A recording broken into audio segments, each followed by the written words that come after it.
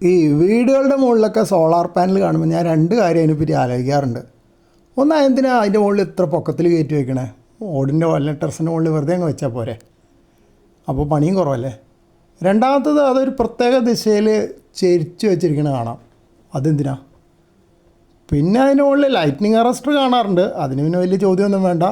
ഏറ്റവും പൊക്കത്തിലായതുകൊണ്ട് ലൈറ്റ്നിങ്ങിൽ നിന്ന് പ്രൊട്ടക്ഷൻ വേണം, അല്ലെങ്കിൽ ഇടിവെട്ടിൻ്റെ പ്രശ്നം ഉണ്ടാവാം, അത് മനസ്സിലാക്കാം.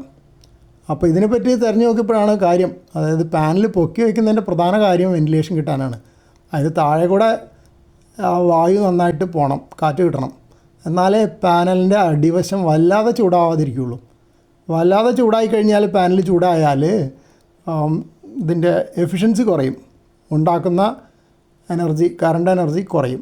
അപ്പോൾ അതുകൊണ്ട് വെൻറ്റിലേഷൻ, എയർ നല്ലോണം സർക്കുലേഷൻ ഉണ്ടാകാൻ വേണ്ടിയിട്ടാണ് അതിങ്ങനെ പൊക്കി വയ്ക്കുന്നത്. പിന്നെ ചില സ്ഥലങ്ങളിൽ വീട് ഉണ്ടാക്കുന്ന സമയത്താണ് അതിൻ്റെ മുകളിലൊക്കെ ഫിറ്റ് ചെയ്യാറുണ്ട്. പക്ഷെ അതങ്ങനെ ചെയ്ത് കഴിഞ്ഞാൽ ഇങ്ങനത്തെ പ്രശ്നങ്ങളുണ്ട്, വെൻറ്റിലേഷൻ ഉണ്ടാവില്ല. മാത്രമല്ല, മാറ്റേണ്ട ആവശ്യം വന്നാൽ പിന്നെ കുറേ പണിയായിരിക്കും. പിന്നെ ചെരിച്ച് വയ്ക്കുന്നത് എങ്ങനെയാണെന്ന് വെച്ചാൽ, സാധാരണ നമ്മുടെ നോർത്തേൺ ഹെമിസ്ഫിയർ, അതായത് ഉത്തരാർദ്ധഗോളത്തിൽ തെക്കോട്ട് ചെരിച്ച് വയ്ക്കണം.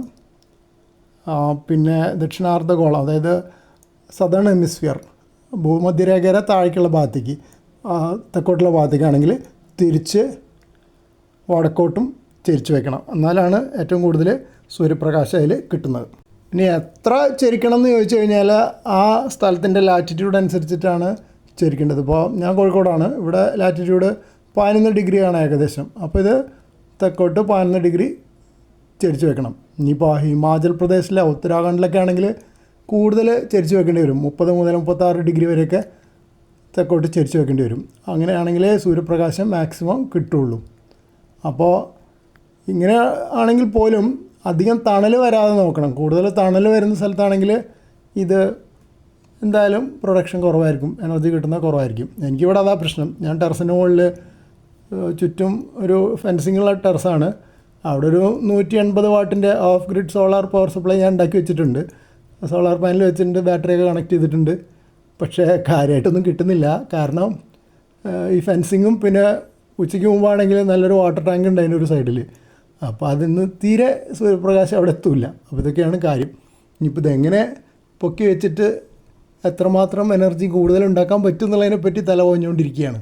അങ്ങനെ ചിന്തിച്ചപ്പോഴാണ് ആദ്യം ഈ സ്റ്റൂൾ പോലത്തെ ചെയർ പോലത്തെ സാധനത്തിന് മുകളിലാണ് വെച്ചിരുന്നത്. അപ്പോൾ തീരെ ഹൈറ്റില്ല. അപ്പോൾ എന്ത് ചെയ്തു, വേറൊരു തുണി ഉണക്കാടുന്നൊരു സാധനം ഉണ്ടായിരുന്നു, അതും വീട്ടിലുള്ള തന്നെയാണ്, കുറച്ച് പഴയതാണ്. അതെടുത്ത് വെച്ചിട്ട് അതിൻ്റെ മുകളിൽ സോളാർ പാനൽ പൊക്കി വെച്ചു.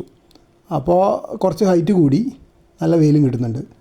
അപ്പോൾ ഇനി ഇതുകൊണ്ട് എത്ര മെച്ചമുണ്ടെന്നുള്ളത് നോക്കണം, അത് പിന്നീടേ അറിയുള്ളൂ. കുറച്ച് ദിവസം നിരീക്ഷിച്ചാലാണ് എത്രമാത്രം എനർജി കൂടുതൽ കിട്ടുന്നുണ്ടെന്നുള്ളത് അറിയുള്ളൂ. നമുക്കിപ്പോൾ ചാർജിങ്ങിന് മീറ്ററൊന്നുമില്ലല്ലോ. അപ്പോൾ നമ്മൾ ബാറ്ററിയിൽ ചാർജ് ഫുൾ ചാർജ് ആവാൻ എത്ര സമയം എടുക്കേണ്ടതെന്നാണ് നോക്കാൻ പറ്റുന്നത്. സാധാരണ ഒരു ഫുൾ ഡ്രെയിൻ ചെയ്ത് കഴിഞ്ഞാൽ ഒരു ഫുൾ ചാർജ് കിട്ടാൻ എനിക്കിവിടെ 3 ദിവസമൊക്കെ പിടിക്കാറുണ്ട്.